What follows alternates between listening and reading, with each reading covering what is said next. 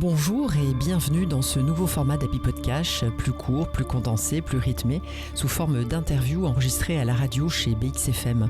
J'y reçois chaque semaine des fêlés, des entrepreneurs au profil et au parcours atypiques, pour échanger sur leur capital identitaire, humanitaire et monétaire, le tout en une petite dizaine de minutes.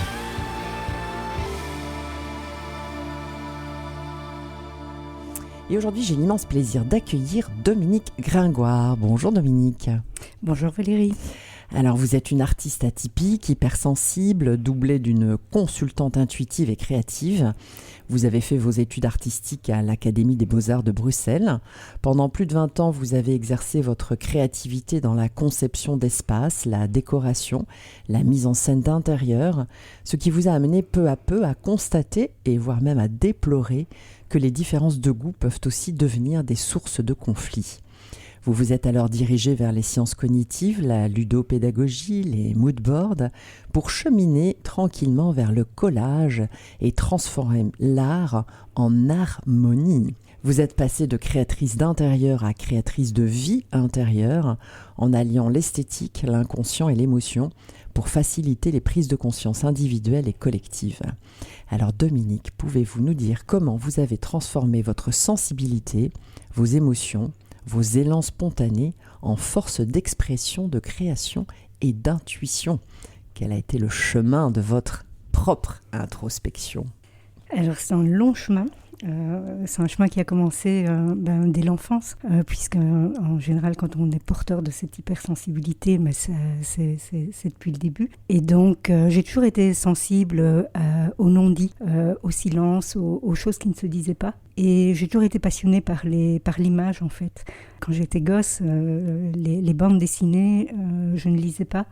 Mais je faisais mes propres histoires. Et donc, au désespoir de mon père qui voulait me faciliter la lecture en me faisant lire des bandes dessinées, moi je lui racontais mes histoires à moi. Et donc, voilà, il y avait déjà... La créativité était là. Et puis, je m'installais la tête à l'envers dans les fauteuils, au désespoir de mes parents qui se demandaient ce qui se passait avec cet enfant bizarre. Mais j'avais beaucoup d'humour. Et donc, en fait, ce monde imaginaire a toujours été présent. Et aujourd'hui, je jongle avec les images et j'en ai fait mon langage. En effet, je me suis aperçue en travaillant avec des couples dans la déco que les conflits non réglés se reportaient dans le choix des couleurs ou les canapés. Ouais. Et le lien était fait. Voilà. Bien sûr. Donc d'abord, évidemment, quand même un chemin personnel avant d'amener de la lumière vers les autres. Nous avons parlé de votre capital identitaire, les fauteuils à l'envers. Je vous propose maintenant de mettre la lumière sur votre capital humanitaire. Alors, vous avez créé DG Creative Box Experience, un DG pour Dominique Gringoire, bien sûr, et vous proposez des ateliers de collage introspectif, principalement aux femmes en transition, en transformation, ainsi qu'aux adolescents. Est-ce que vous pouvez nous expliquer le processus, la dynamique sous-jacente, en fait, de cet exercice, et puis les objectifs de ce langage intuitif et méditatif? Alors, pendant ce parcours d'architecte d'intérieur, je me suis rendu compte que les moodboards, en fait, étaient un langage. Les images, en fait, sont un langage universel et surtout, l'image ne fait pas peur. Donc, du coup, on exprime beaucoup plus de choses au travers des images. Et mes moodboards professionnels sont devenus des histoires à raconter et j'ai fini par faire travailler mes clients avec les images. Et du coup, j'arrivais à retrouver leurs points communs. J'arrivais à retrouver la raison pour laquelle ils étaient ensemble, alors qu'on était en plein conflit, puisque le fait de construire une maison amène pas mal de choses à régler. De tension. C'est une épreuve pour un couple. Et petit à petit, ça s'est construit. Moi, j'ai commencé à faire du collage, ça a complètement transformé ma vie. Et aujourd'hui, je l'utilise vraiment pour aider d'autres personnes qui, comme moi, ont une grande sensibilité, des femmes qui sont en transition, des ados dans les écoles, parce que ça, c'est fantastique. Et donc, c'est vraiment cette approche ludique et aussi le fait que l'image, en fait, n'est pas dangereuse. Et en plus, l'image, on peut lui faire dire ce qu'on veut. dans mon approche, en fait, c'est l'esthétique qui est importante. Donc, j'insiste bien, je ne suis pas art-thérapeute, je suis vraiment une artiste. Oui. Et c'est tout ce sens de l'esthétique, c'est en composant avec l'esthétique, pas avec la beauté, puisque la beauté, c'est subjectif, mais c'est en composant avec l'esthétique et les règles de l'esthétique qu'on va trouver quelque chose qui se rétablit au niveau énergétique chez la personne. Donc, ça déclenche quelque chose. Ça déclenche quelque chose. Et donc, moi, je travaille avec les émotions aussi, parce qu'aujourd'hui, l'émotion, elle est porteuse de tout ça. Et quand on y met l'esthétique, c'est comme si on partait du chaos, puisque les images, quand elles sont découpées, on a quelque chose de chaotique sous les yeux. Et le fait de les mettre en place, on crée une danse, on crée quelque chose de cohérent. Donc, on passe du chaos à quelque chose de cohérent. D'harmonieux. Et à l'intérieur, quelque chose se rétablit aussi. Ah, c'est le miroir. Voilà. Ah, intéressant. Et donc, du coup, ça fluidifie aussi pas mal de choses. Et c'est là où les synchronicités dont parle Jung entrent en jeu. Et souvent, des personnes disent « Ah, j'ai vécu une synchronicité ». Une vraie synchronicité, c'est quand il y a une émotion qui se met en place au-dessus d'un hasard ou d'une rencontre. Et les images, ce sont des rencontres, elles se rencontrent, elles parlent entre elles. Et quand la personne éprouve une émotion en cherchant cette esthétique, eh bien, il y a quelque chose qui se libère, en fait. Voilà. Fantastique. Oui. Très, très, très beau chemin. Dans le bonheur rentable, l'argent est une énergie qui se libère lorsque l'on agit en conscience avec l'objectif de contribuer à la société dans son ensemble. Alors Dominique, est-ce que vous pouvez nous parler des résultats de votre méthode d'autonomie intuitive ?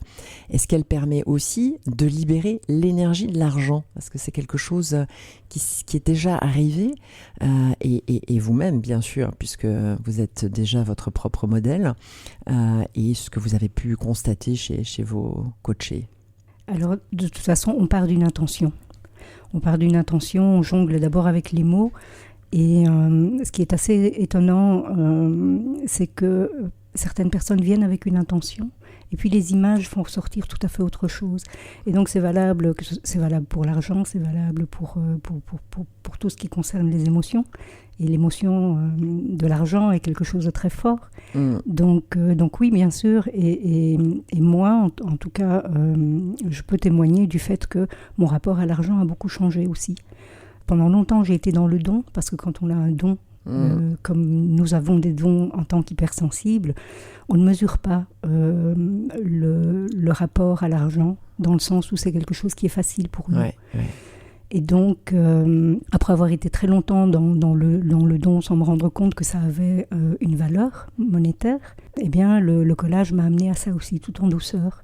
Et je l'observe effectivement chez les personnes qui viennent chez moi, que ce soit en couple, que ce soit en individuel ou en groupe. Il y a une réelle prise de conscience. Après, ça peut être un rapport au corps, comme ça peut être un rapport à l'argent.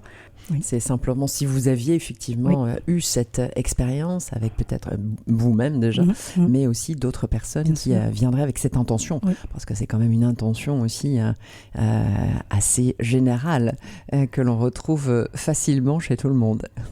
Mais l'avantage en fait avec les images, c'est que parfois la personne vient en disant ben voilà, j'ai un rapport à l'argent qui est compliqué. Et puis les images vont montrer autre chose, et donc on sait qu'il faut d'abord régler autre chose avant de pouvoir atteindre l'émotion de l'argent. Donc il y a tout un cheminement. Tout à fait. Et ce qui est intéressant aussi, c'est que parfois il y a une image qui ressort. J'ai l'exemple d'une dame qui est arrivée avec une image qui est sortie, c'était un radiateur en fonte rouge. Et c'était très drôle parce que ce radiateur en fonte rouge a eu une histoire pendant des semaines et lui a raconté, lui a expliqué beaucoup de choses en fait. Et il y avait notamment un rapport à l'argent.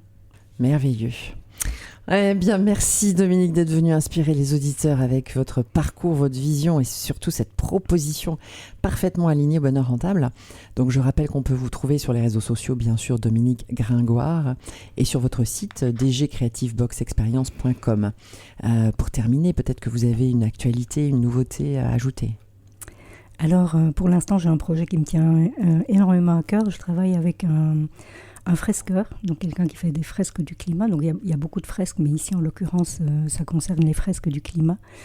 Et en fait, on va associer le collage à la fresque du climat pour qu'il y ait une prise de conscience, parce que l'image, en fait, est la première matérialisation d'une idée.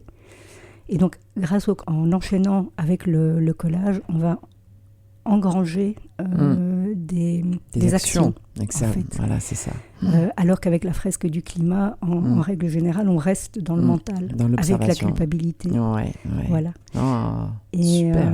Je lance aussi des retraites. Donc j'emmène des femmes ou des hommes en retraite pendant 3 à 5 jours, en immersion totale. Eh bien, tout ça sur votre site, j'imagine. Ouais.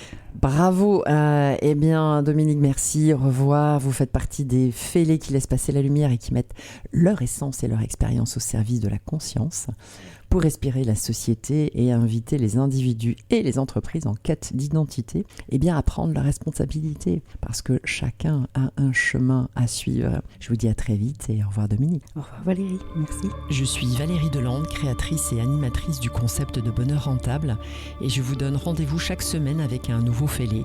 Vous pouvez également retrouver les chroniques du bonheur rentable en podcast sur le site de BXFM.